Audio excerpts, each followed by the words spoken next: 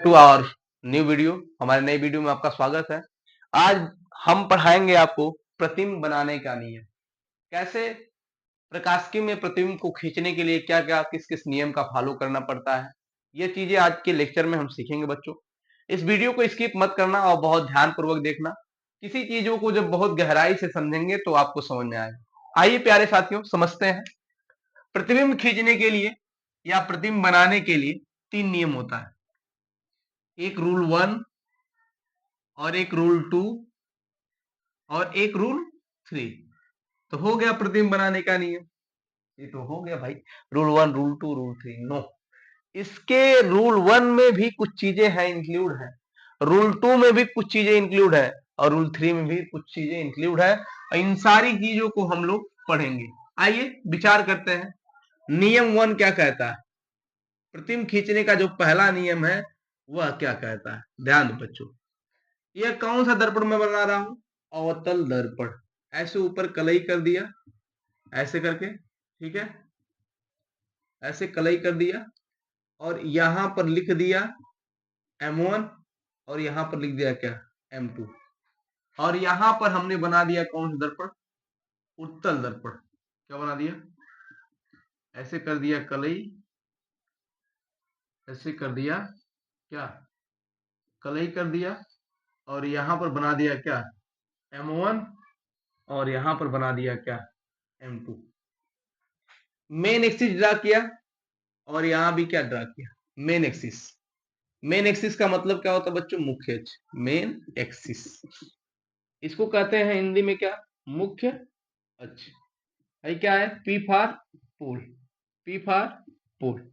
आइए समझते हैं इसको। यह आपका अवतल दर्पण। कौन सा दर्पण? अवतल दर्पण। यह आपका कौन सा? उत्तल दर्पण। क्लियर बच्चों? यह आपका अवतल दर्पण, यह आपका उत्तल दर्पण। क्या होगा? मुख्य। अब नियम क्या है बच्चों? देखो, यहां पर F मान लीजिए और यहां पर C मान लीजिए। यहां पर F मान लीजिए और यहां पर C मान लीजिए। दिखाई दे रहा है? अब देखो नियम क्या है? मुख्य अक्ष के समांतर। यहां भी मुख्य अक्ष के समांतर। क्लियर है? मुख्य अक्ष के समांतर चलने वाली प्रकाश किरणें दर्पण से परावर्तन के पश्चात किससे होकर जाती हैं? फोकस से होकर जाती हैं। क्लियर है? और मुख्य अक्ष के समांतर चलने वाली प्रकाश किरणें दर्पण से परावर्तन के पश्चात फोकस से आती हुई क्या होती है? प्रतीत होती है। नियम कैसे लिखेंगे? ध्यान दीजिए, मैं बोल रहा हूं इसको। देखिए, अवतल दर्पण में और उत्तल दर्पण में बस कॉमन सा डिफरेंस रहेगा, वो आपको ध्यान समझना है। मुख्य अक्ष के समांतर चलने वाली प्रकाश किरणें, दोनों देखिए समांतर चल रहा है, इसमें भी समांतर चल रहा है और इसमें भी समांतर चल रहा है। तो मुख्य अक्ष के समांतर चलने वाली प्रकाश किरणें दर्पण से परावर्तन के पश्चात फोकस से होकर जाती हैं अथवा फोकस से आती हुई क्या होती है? प्रतीत होती है। यह रूल नंबर 1 खत्म हो गया। ठीक है? प्लेबैक स्पीड स्लो करके आराम से जो जो मैं बोल रहा हूं उसको आसानी से आप लिख सकते हैं। ठीक बच्चों, फिर से एक बार मैं बता दे रहा हूं आपको। मुख्य अक्ष के समांतर, मुख्य अक्ष के समांतर चलने वाली प्रकाश किरणें दर्पण से परावर्तन के पश्चात फोकस से होकर जाती हैं अथवा फोकस से आती हुई क्या होती हैं? प्रतीत होती हैं। यहां तक बात चमकी, यहां तक बात समझ में आई? आइए मेरे चंगू टेढ़े मेढ़े, यह इसका स्क्रीनशॉट ले लीजिए। ठीक है बच्चों, रूल नंबर 2 का कहता भाई साहब, रूल नंबर 2, रूल बजा दे भैया। चलो रूल बजाते हैं। हमने ड्रा किया क्या? अवतल दर्पण। कौन सा दर्पण बना लिया भैया? अवतल दर्पण। कुछ इस तरह का अवतल दर्पण दिखाई देता है। सदियों से हमारे बुजुर्गों ने कहा है कि अवतल दर्पण जब तुम खींचना तो तुम ऐसे बनाना। हमने अवतल दर्पण बना दिया। चल भैया हम खींचते हैं का उत्तल दर्पण। क्या खींचते हैं? उत्तल। M1 यहां लिख दिए, M2 यहां लिख दिए और इसे करके कलई कर दिए। ऐसे सर सर सर सर उड़ी पतंग, फर फर फर फर उड़ी पतंग, इसको काटो उसको काटो, खूब लगाया सर से काटो। यह बन गया आपका उत्तल दर्पण और यह बन गया आपका अवतल दर्पण, फिर वही पुरानी ढर्री पुरानी कहानी, मेन एक्सिस ड्रा करना है इसमें भी और मेन एक्सिस ड्रा करना है इसमें भी। हमने मेन एक्सिस ड्रा कर दिया। क्लियर है बच्चों? अब चलो यहां क्या होगा भाई साहब, हमने फोकस डिसाइड कर दिया। क्या डिसाइड कर दिया? फोकस। और यहां भी हमने क्या डिसाइड कर दिया? फोकस डिसाइड कर दिया। अब इसमें नियम क्या कहता है?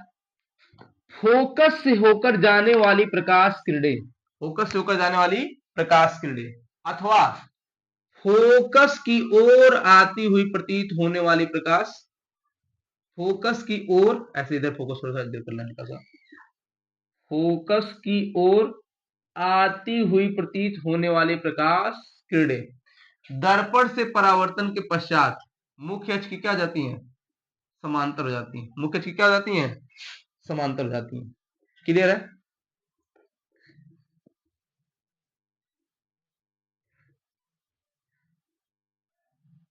ठीक है,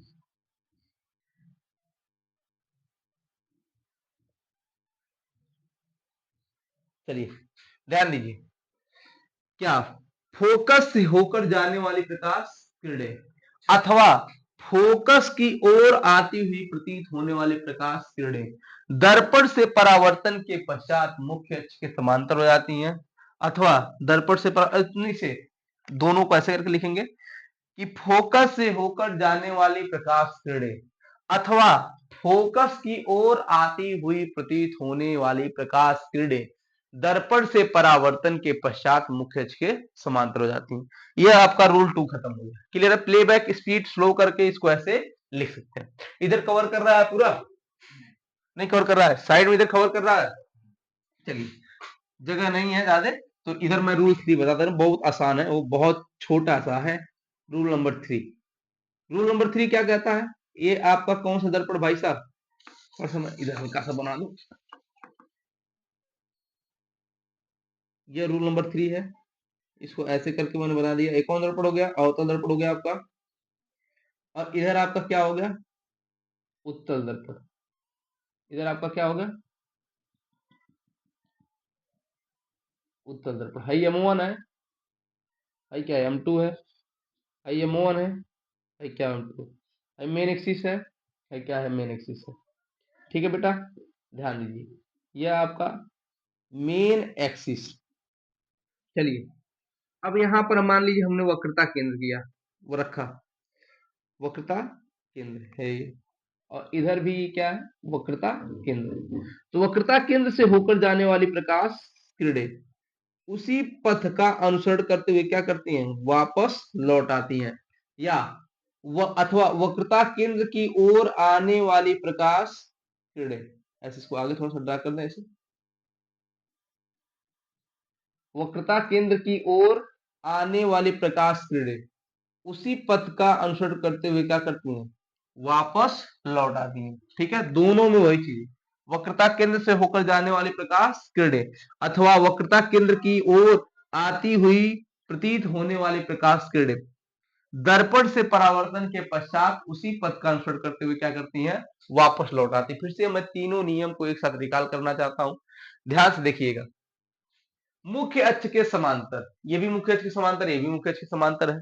मुख्य अक्ष के समांतर चलने वाली प्रकाश किरणें, मुख्य अक्ष के समांतर चलने वाली प्रकाश किरणें, एक ही बार लिखेंगे। ठीक है, मुख्य अक्ष के समांतर चलने वाली प्रकाश किरणें दर्पण से परावर्तन के पश्चात, इसमें भी है और इसमें भी है। ठीक है, तो एक ही बार लिखेंगे। कैसे लिखेंगे?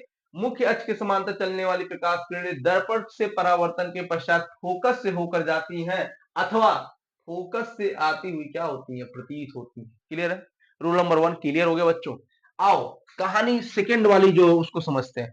फोकस से होकर जाने वाली प्रकाश किरणें अथवा फोकस की ओर आती हुई प्रतीत होने वाली प्रकाश किरणें दर्पण से परावर्तन के पश्चात मुख्य अक्ष के समांतर हो जाती है। मुख्य अक्ष क्या हो जाती है? समांतर हो जाती है। ये रूल नंबर 2 हो गया आपका। रूल नंबर 3 क्या कहता है?